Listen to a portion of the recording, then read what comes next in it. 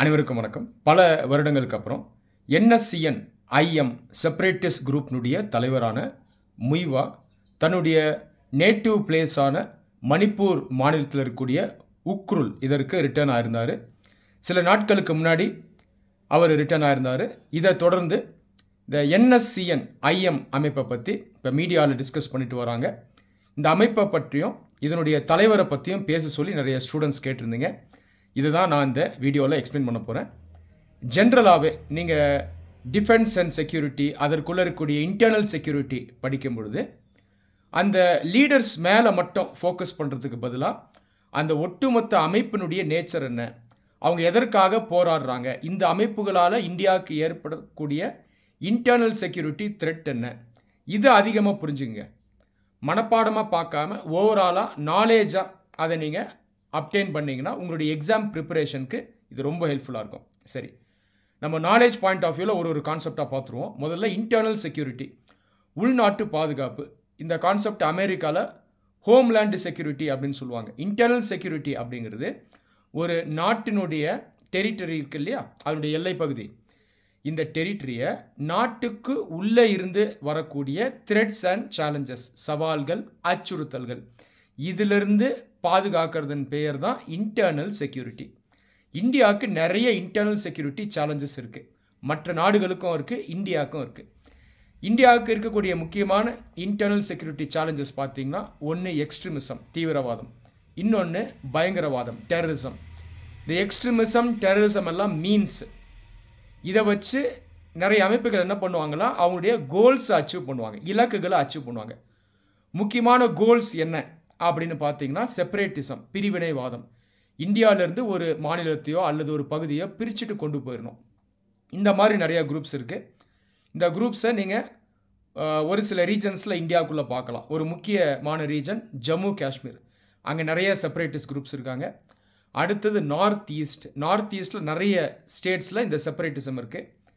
அதற்கப்புறம் பஞ்சாப் ஸ்டேட், பஞ்சாப் ஸ்டேட்டில் ஒரு காலத்தில் காலிஸ்தான் மூமெண்ட் அப்படின்ற செப்பரேட்டிஸ்ட் ஆர்கனைசேஷன் இருந்தது. அதற்கப்புறம் இந்த ஆர்கனைசேஷன்ஸ் பார்த்திங்கன்னா வீக் ஆயிடுச்சு. காலிஸ்தான் மூமெண்ட்டுங்கிறது ஒரு அமைப்பு, அதற்குள்ளே பார்த்திங்கன்னா நிறைய குரூப்ஸ் இருக்கும். இப்போதைக்கு அவங்க அந்தளவுக்கு ஸ்ட்ராங்காக இல்லை, ஆனால் இவங்களும் ஒரு செக்யூரிட்டி த்ரெட் தான். இதை தாண்டி இந்தியாவில் ரெட் காரிடார் அப்படின்னு சொல்லக்கூடிய ஒரு பெரிய பகுதி சவுத் இந்தியாவில் ஆரம்பித்து நேபாள், பீகார் பார்டர் வரைக்கும் போகும். இங்கே கிட்டத்தட்ட 9 to 10 ஸ்டேட்ஸில் மாவோயிஸ்ட் இவங்க ஆப்ரேட் பண்ணுறாங்க. இவங்க செப்பரேட்டிஸ்ட் கிடையாது. இவங்க யாருன்னு பார்த்தீங்கன்னா இன்சர்ஜன்ஸ். இவங்களுடைய கோல் என்ன அப்படின்னா, இந்தியா அப்படிங்கிற நாடு இருக்கக்கூடாது, இதனுடைய கவர்மெண்ட்டும் இருக்கக்கூடாது, அதற்கு பதிலாக ஒரு மக்கள் ஆட்சி தான் இருக்கணும் அப்படின்னு இவங்க சொல்லுவாங்க. சரியா? இப்போ செப்பரேட்டிசமை தாண்டி நீங்கள் மாவோயிசம், இந்த குரூப், இந்த ஐடியாலஜி என்ன சொல்லுதுன்னா, we have to overthrow the Indian state. India அப்படிங்கிற நாடு, அரசு இருக்கக்கூடாது அப்படின்னு இவங்க சொல்கிறாங்க. இன்சர்ஜென்சி, இதுவும் ஒரு கான்செப்ட் தான், இதுவும் ஒரு மீன்ஸ் தான். இன்சர்ஜென்சியை தமிழில் கீழர்ச்சின்னு சொல்லுவாங்க. ஒரு நாட்டுக்குள்ளேயே ஒரு சில குரூப்ஸ் என்ன பண்ணுவாங்கன்னா, ஆயுதம் ஏந்தி அந்த நாட்டுக்கு எதிராகவும் அந்த நாட்டினுடைய அரசுக்கு எதிராகவும் சண்டை போடுவாங்க. இது இன்சர்ஜென்சி. உலகத்தில் நிறைய நாடுகளில் இன்சர்ஜென்சி இருக்குது. பக்கத்தில் இருக்கக்கூடிய பாகிஸ்தானில் இருக்குது பலோச்சி குரூப்ஸ், அங்கே நிறைய பேர் இன்சர்ஜென்ஸாக இருக்காங்க. இந்த பக்கம் மியான்மர் பார்த்தீங்கன்னா அங்கே நிறைய இன்சர்ஜென்ஸ் இருக்காங்க. பல்வேறு இன்சர்ஜென்ஸ் மியான்மருக்குள்ளே இருக்குது.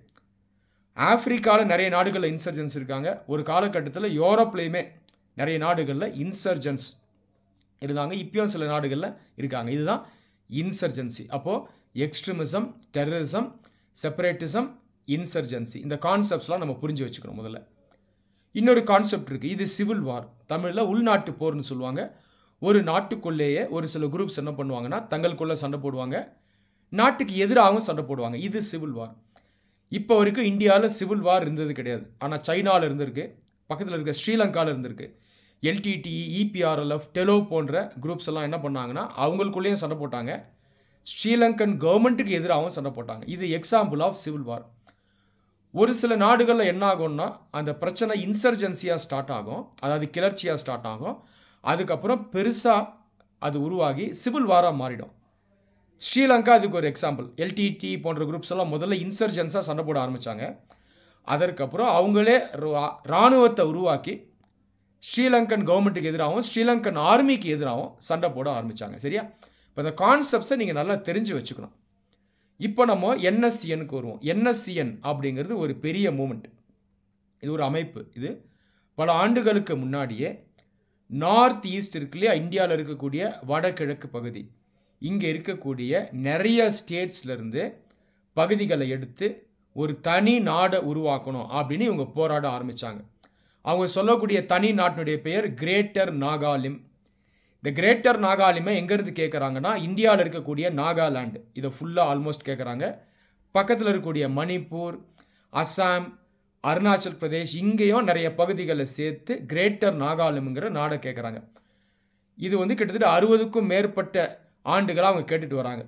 ஸோ இன்றைக்கி நம்ம இதை ஒரு புது அப்டேட்டாக பார்த்தாலும் அந்த காலத்துலேருந்தே இவங்க டிமாண்ட் வச்சுட்டு இருக்காங்க.